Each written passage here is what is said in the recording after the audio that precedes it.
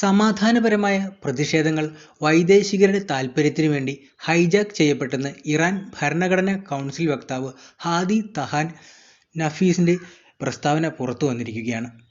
ഖാസ്വിൻ പ്രദേശത്തെ കൗൺസിൽ അംഗവും കലാപകാരികളാൽ കൊല്ലപ്പെട്ടെന്നും ഹാദി പറയുന്നുണ്ട്. ജൂണിൽ ഇസ്രായേൽ ഇറാനെ ആക്രമിച്ചപ്പോൾ അതിന് പിന്തുണ നൽകിയവരാണ് കലാപകാരികളത്രേ.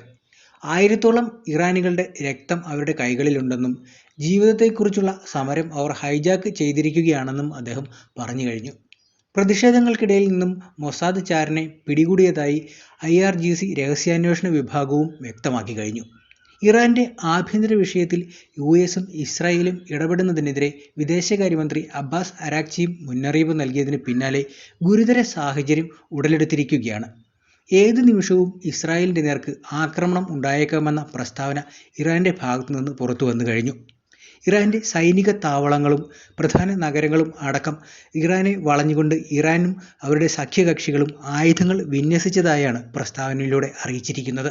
എന്നാൽ സർക്കാർ വിരുദ്ധ പ്രക്ഷോഭം ശക്തിപ്പെട്ട ഇറാനിൽ സ്വീകരിക്കേണ്ട നിലപാട് സംബന്ധിച്ച് അമേരിക്കയിൽ തിരക്കിട്ട കൂടിയാലോചനകൾ നടക്കുന്നുണ്ട്. 2 ആഴ്ച പിന്നിട്ട ഭരണവിരുദ്ധ പ്രക്ഷോഭം കൂടുതൽ കനക്കുന്നതിനിടെ ഇറാന്റെ കാര്യത്തിൽ എന്ത് നടപടി സ്വീകരിക്കണം എന്നാണ് ചർച്ച. പ്രക്ഷോഭകരെ അമർച്ച ചെയ്താൽ സൈനികമായി ഇടപെടുമെന്ന് അമേരിക്കൻ പ്രസിഡന്റ് ഡൊണാൾഡ് ട്രംപ് നൽകിയ മുന്നറിയിപ്പ് ഏത് രീതിയിൽ നടപ്പാക്കാൻ കഴിയും എന്നതാണ് പ്രധാനമായും ചർച്ച ചെയ്യുന്നതെന്ന് ഉദ്യോഗസ്ഥരെ ഉദ്ധരിച്ചുകൊണ്ട് വാൾസ്ട്രീറ്റ് ജേണലിന്റെ വാർത്ത പുറത്തു വന്നിട്ടുണ്ട്. ഇറാനിലെ നിരവധി സൈനിക കേന്ദ്രങ്ങളിലേക്ക് വൻതോതിലുള്ള വ്യോമാക്രമണങ്ങൾ നടത്തുന്നതും പരിഗണനയിലുണ്ടെന്നും എന്നാൽ ഇതിനെക്കുറിച്ച് വാഷിംഗ്ടൺ വ്യക്തമായ ഏകാഭിപ്രായം നിലവിലില്ലെന്നുമാണ് റിപ്പോർട്ടിൽ സൂചിപ്പിക്കുന്നത്. അതേസമയം യുദ്ധത്തിന്റെ നടുവിലാണ് ഇറാനെന്നും ഇസ്രായേലാണ് ഇതിന് പിറകിലെന്നും Iran supreme national security council secretary Ali Larijani വ്യക്തമാക്കി കഴിഞ്ഞു. അതുകൊണ്ട് തന്നെ വെടിനിർത്തലിനോ സമാധാനത്തിനോ പ്രസക്തിയില്ലെന്നും അദ്ദേഹം വ്യക്തമാക്കിയിട്ടുണ്ട്. അതിനിടെ പ്രതിഷേധക്കാരെ പിടികൂടി നിയമത്തിന് മുന്നിൽ കൊണ്ടുവരുമെന്ന് പരമോന്നത നേതാവ് അയത്തുള്ള അലി ഖൊമേനിയും പ്രഖ്യാപിച്ചെങ്കിലും ഇറാനിലെങ്ങും അശാന്തി പടരുക തന്നെയാണ്. ഇറാനിൽ നടക്കുന്ന പ്രതിഷേധങ്ങളിൽ പങ്കെടുക്കുന്നവരെ ദൈവത്തിന്റെ ശത്രുവായി കണക്കാക്കുമെന്നും അതിന് മരണശിക്ഷ വരെ ലഭിക്കുമെന്നുമാണ് അറ്റോർണി ജനറൽ മുഹമ്മദ് മൊഹവാദി അസാദ് മുന്നറിയിപ്പ് നൽകിയിരിക്കുന്നത്. ടെഹ്റാന് പുറമെ കിഴക്കൻ മേഖലയിലെ മഷ്ഹദ്, തബ്രിസ് എന്നിവിടങ്ങളിലും ഉത്തര ഇറാനിലെ ഖുമ്മിലുമടക്കം പ്രതിഷേധം ശക്തമാണ്. 64 പേർ ഇതിനകം കൊല്ലപ്പെട്ടിട്ടുണ്ട്. ഇവരിൽ 14 സുരക്ഷാ ഉദ്യോഗസ്ഥരും ഉൾപ്പെടുന്നുണ്ട്. കഴിഞ്ഞ ദിവസം മാത്രം 200-ലേറെ പേർ പിടിയിലായിട്ടുണ്ട്. ഇസ്രായേലിന് വേണ്ടി ചാരവൃത്തി നടത്തിയ 2 പേരെ കസ്റ്റഡിയിലെടുത്തതായും സർക്കാർ അറിയിച്ചു കഴിഞ്ഞു. അതിനിടെ ഗാസയിലെ പലസ്തീനികളെ സൊമാലിലാൻഡിലേക്ക് ബലം പ്രയോഗിച്ച് മാറ്റിപ്പാർപ്പിക്കാൻ ഇസ്രായേൽ പദ്ധതിയിടുന്നുവെന്ന് സൊമാലിയ പ്രതിരോധ മന്ത്രി അഹമ്മദ് മുഅല്ലിം ഖിഫി വ്യക്തമാക്കിയിട്ടുണ്ട്.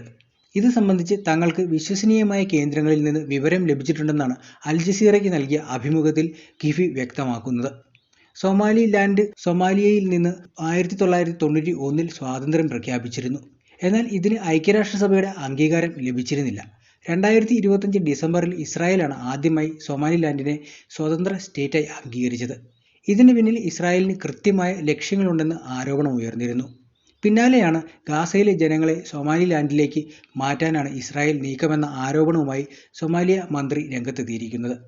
അതേസമയം ആരോപണം ഇസ്രായേൽ നേരത്തെ നിഷേധിച്ചിരുന്നു.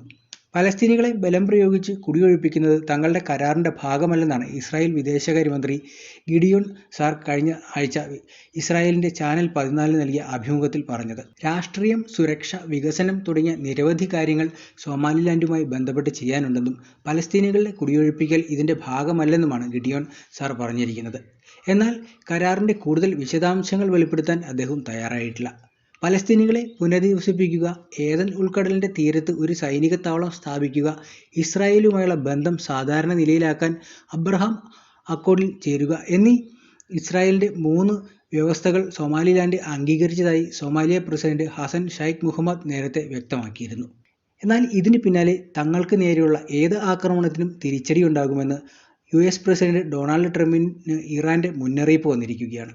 ഇസ്രായേലും മേഖലയിലെ US സൈനിക ആസ്ഥാനങ്ങളുമാകും ലക്ഷ്യമിടുകയെന്നും സ്പീക്കർ മുഹമ്മദ് ബക്വർ ഖാലിബാബ് പാർലമെന്റിൽ വ്യക്തമാക്കി കഴിഞ്ഞു. രാജ്യത്ത് നടക്കുന്ന പ്രക്ഷോഭങ്ങളെക്കുറിച്ച് ചർച്ച ചെയ്യാൻ വിളിച്ചു ചേർത്ത പാർലമെന്റ് സമ്മേളനത്തെ അഭിസംബോധന ചെയ്ത് സംസാരിക്കുകയായിരുന്നു സ്പീക്കർ ഖാലിബാഫ്. രാജ്യത്തെ പ്രതിഷേധം ആളിക്കത്തിക്കുന്നതിന് പിന്നിൽ അമേരിക്കയാണെന്ന് ഇറാന്റെ നിലപാട്. പ്രതിഷേധങ്ങൾ അടിച്ചമർത്താൻ ശ്രമിക്കുന്നതിന്റെ ഭാഗമായി ഭരണകൂടത്തിന്റെ നീക്കങ്ങളിൽ 116 പേർ ഇതുവരെ മരിച്ചുവെന്ന് മനുഷ്യാവകാശ സംഘടനകൾ റിപ്പോർട്ട് ചെയ്തിട്ടുണ്ട്. ഇന്റർനെറ്റ് വിലക്കിയിരിക്കുന്നതിനാൽ രാജ്യത്തു നിന്നുള്ള വിവരങ്ങൾ പുറത്തുവരാൻ വളരെ കാലതാമസം എടുക്കുന്നുണ്ടെന്നും പറയുന്നുണ്ട്. മാത്രമല്ല, ഇറാനിൽ മനുഷ്യരെ തടങ്കലിലാക്കിക്കൊണ്ടിരിക്കുകയാണെന്ന് അമേരിക്ക ആസ്ഥാനമായി പ്രവർത്തിക്കുന്ന മനുഷ്യാവകാശ സംഘടനയായ human rights activist news agency വാർത്ത പുറത്തുവിട്ടു കഴിഞ്ഞു.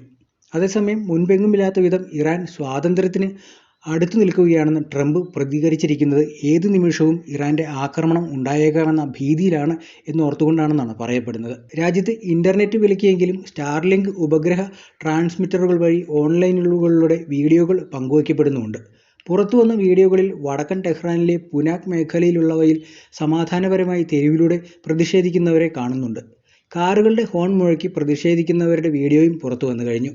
ഇറാന്റെ രണ്ടാമത്തെ വലിയ നഗരമായ മഷാദിൽ നിന്ന് പുറത്തുവന്ന വീഡിയോയിൽ സുരക്ഷാ സേനയെ എതിർക്കുന്ന പ്രതിഷേധക്കാരെ കാണുന്നുണ്ട്. തെരുവുകൾ അടച്ചിട്ടിരിക്കുന്ന അധികൃതരെയും മൊബൈൽ ഫോണിലെ വെളിച്ചത്തിൽ പ്രതിഷേധിക്കുന്നവരെയും കാണാം.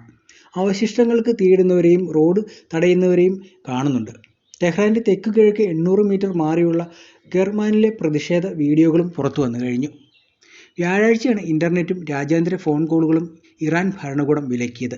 എന്നാൽ സർക്കാർ മാധ്യമങ്ങൾക്കും സർക്കാരിനെ പിന്തുണയ്ക്കുന്ന മാധ്യമങ്ങൾക്കും വിലക്കിൽ ഇളവ് പ്രഖ്യാപിച്ചിട്ടുണ്ട്. അതേസമയം ഇറാനിൽ സൈനിക നടപടി ഉണ്ടാകുമെന്ന് അമേരിക്ക പ്രഖ്യാപിച്ചതിന് പിന്നാലെ ഇസ്രായേൽ കടുത്ത ജാഗ്രതയിലായിരിക്കുകയാണ്. ഈ ജാഗ്രത പുറത്തു വന്നതിന് പിന്നാലെ ഏതു നിമിഷവും ഇസ്രായേലിന് നേർക്ക് ആക്രമണം ഉണ്ടായേക്കാമെന്ന് ഇറാനും പ്രഖ്യാപിച്ചു കഴിഞ്ഞു. പ്രഖ്യാപനത്തിന് പിന്നാലെ സൈനിക വാഹനങ്ങളടക്കം ഇസ്രായേൽ അതിർത്തികളിൽ തമ്പടിച്ചിരിക്കുന്നതായുള്ള വാർത്തകൾ അൽ ജസീറ അടക്കം പുറത്തുവിട്ടിട്ടുണ്ട്. ഇതോടെ ഇസ്രായേൽ പ്രധാനമന്ത്രി ബെഞ്ചമിൻ നെതന്യാഹു ഉൾപ്പെടെയുള്ള ഉന്നത നേതാക്കൾ ബങ്കറിലേക്ക് മാറിയതായും വാർത്തകൾ പുറത്തുവരുന്നുണ്ട്.